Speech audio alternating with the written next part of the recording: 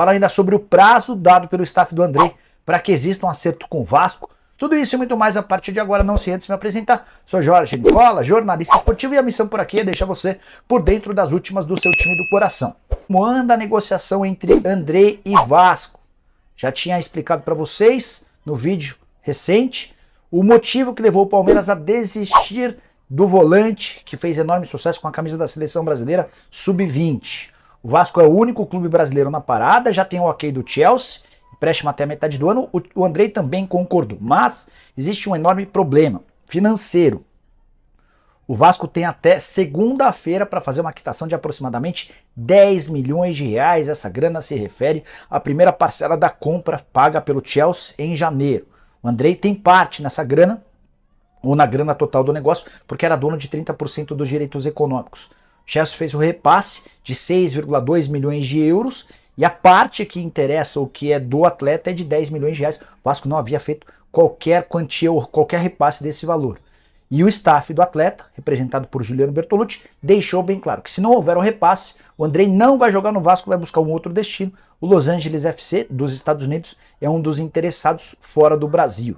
Então, o prazo final para quitação é segunda-feira. Representantes do Vasco da 777 já sugeriram um parcelamento longo, reprovado, recusado, rejeitado pelos representantes do atleta. Ou paga à vista ou não vai haver acordo. Imagino que o Vasco e a 777 vão tentar arranjar esse dinheiro para que exista a possibilidade de negociação. Por mais que seja um empréstimo curto, o Andrei certamente apresentaria ou acrescentaria bastante ao Cruz Maltino na reta final do primeiro semestre. E você, contrataria o Andrei? O que você pensa a respeito dessa história? Estou curioso para saber a sua opinião. Saber que o Chelsea exigia a volta do Andrei em julho para fazer a pré-temporada europeia e também exigia que ele disputasse o Mundial Sub-20. Porque o Mundial Sub-20 e a Libertadores dão pontos para o Andrei conseguir o visto de trabalho para trabalhar na Inglaterra.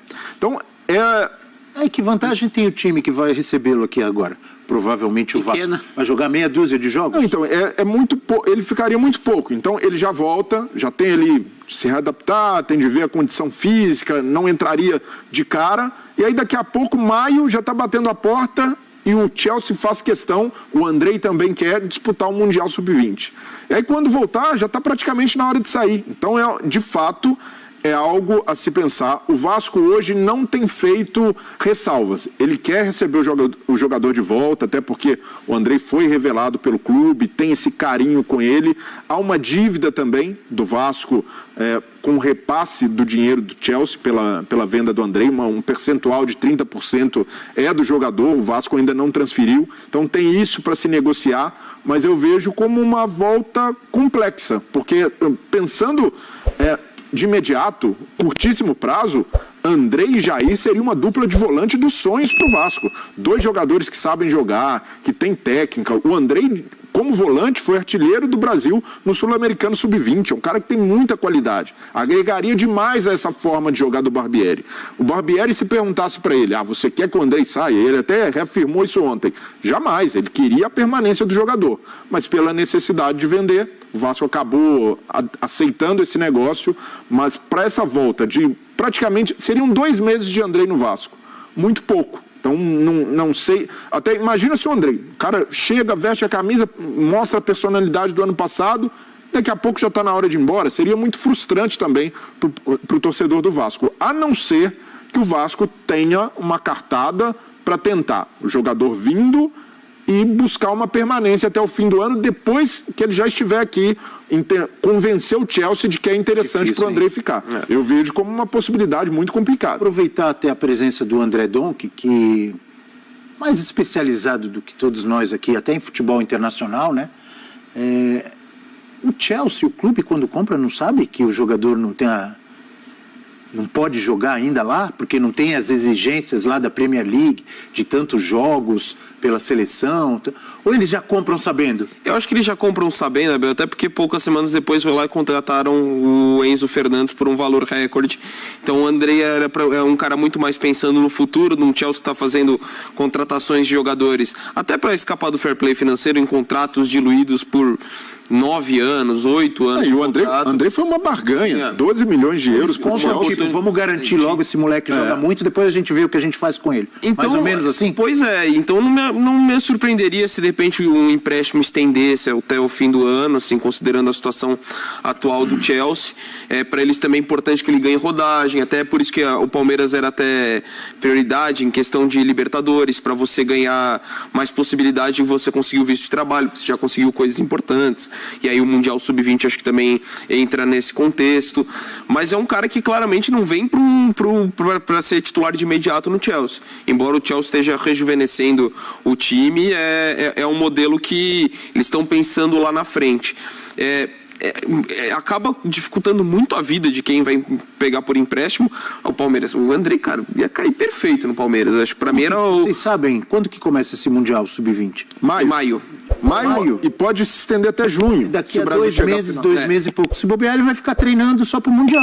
Fica treinando lá no Chelsea, se não acertar com o Vasco, porque é muito pouco também, né? Pois é. Se ele vem pro Vasco ou pro Palmeiras, vai jogar quantos jogos? Para qualquer clube é complicado. Só que ainda pro Vasco, para mim, faz mais sentido do que o Palmeiras, por 2 pontos. Primeiro é o entrosamento. Ele já sabe, conhece o clube, embora tenha contratado um monte de jogador, acho que o encaixe já é de imediato, por ter estado lá até poucas semanas atrás.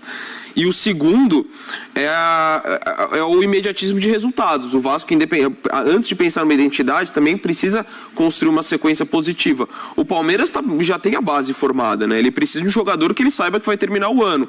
Acho que o Vasco ainda tem uma necessidade de ter uma sequência de resultados.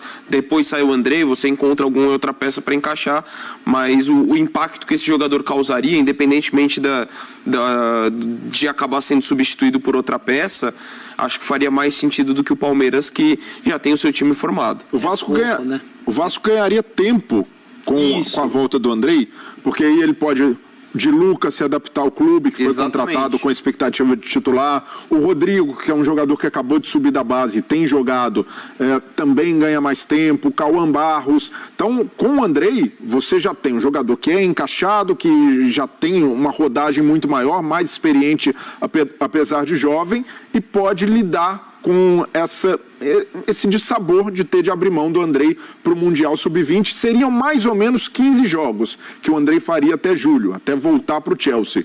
Pensando no imediato, no curto prazo, é legal, mas por outro lado, seria frustrante de novo para o torcedor do Vasco perder o André de novo, pela segunda vez. Me lembro de o Santos teve um caso assim semelhante, por causa do pouco tempo com o Jean Lucas, que era do Flamengo, foi emprestado ao Santos, o Sampaoli era o técnico, ele ajeitou o meio de campo do Santos, o Sampaoli adorava, tal. E perdeu o jogador. Aí, de repente, mas surgiu o interessado na França, fazia parte do contrato do Flamengo com o Santos, ele tem que ir embora agora.